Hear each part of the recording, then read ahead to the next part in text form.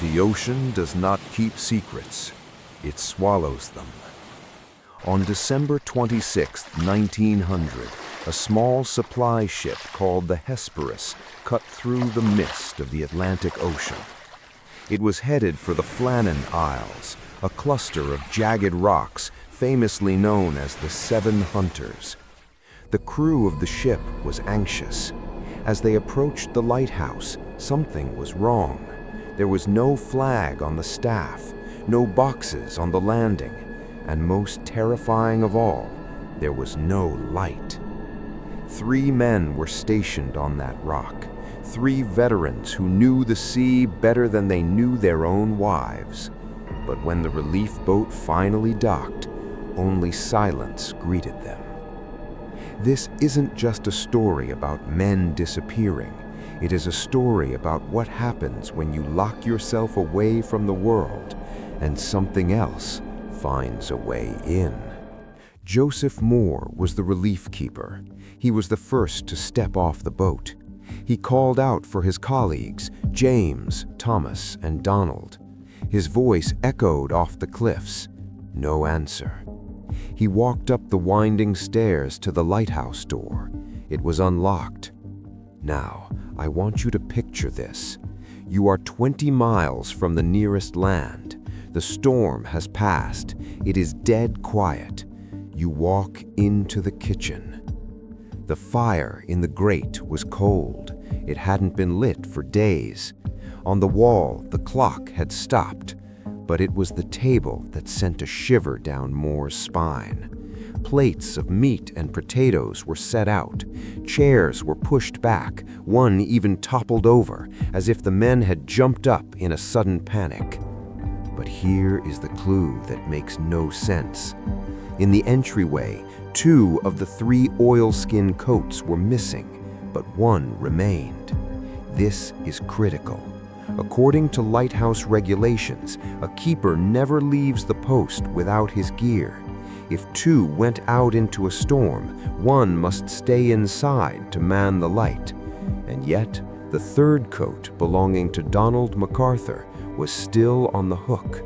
This means whatever happened, happened fast, so fast that MacArthur ran out into the freezing sub-zero gale in his indoor clothes. Why?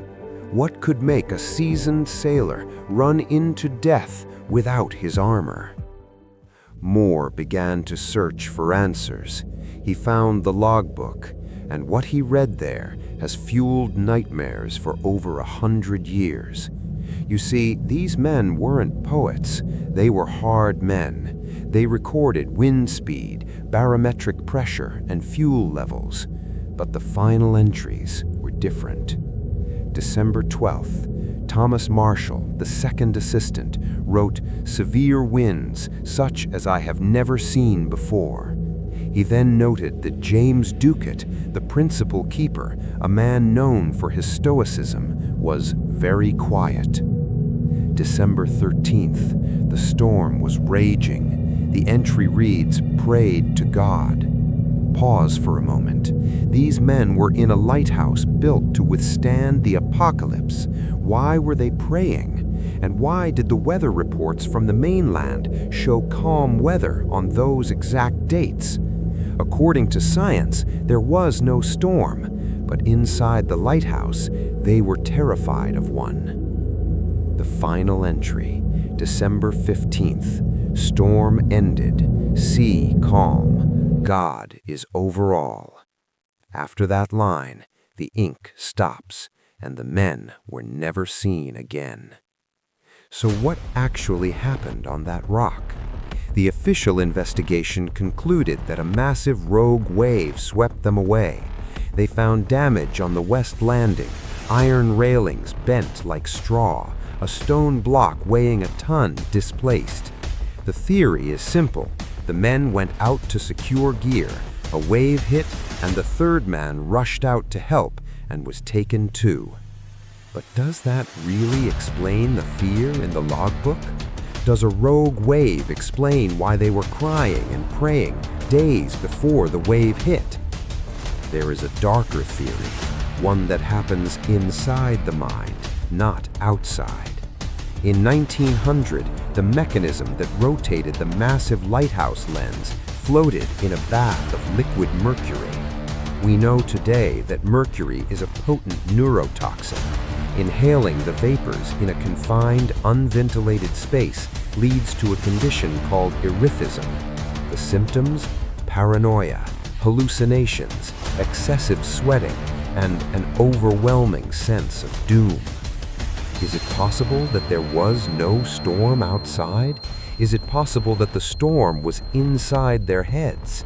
Imagine the three of them slowly being poisoned by the very light they were tending. One man becomes convinced a storm is raging. The others, influenced by his madness and the toxic air, begin to believe it too. They stop eating. They start praying. The isolation amplifies the toxicity until reality breaks down completely. Or perhaps it was something more primal. Cabin fever. Three men trapped in a stone tower with the wind howling. Old grudges surface. The silence becomes deafening. Some historians suggest a fight broke out, maybe on the edge of the cliff. Two men go over. The third, realizing what he has done, throws himself into the sea in a fit of remorse. It would explain the toppled chair in the kitchen, a sudden argument, a violent struggle. But if it was murder, why were the logbook entries so strange? Why the talk of God and storms? The pieces of the puzzle just do not fit. Some say it was the phantom of the seven hunters, an ancient spirit said to hate trespassers. Others say they were swept away by the sea. But the one thing we know for sure is that the sea never gave them back. When the Hesperus sailed away, they left a new crew behind. Those men reported hearing strange voices in the wind. They said the birds on the island called out the names of the dead men. To this day, the Flannan Isles remain desolate. We have satellites, we have radar, we have AI, but we still don't know what happened in those final moments. And perhaps some things are better left in the dark. What do you think took the three keepers? Was it the sea, the mercury, or something unnatural? Let me know in the comments below.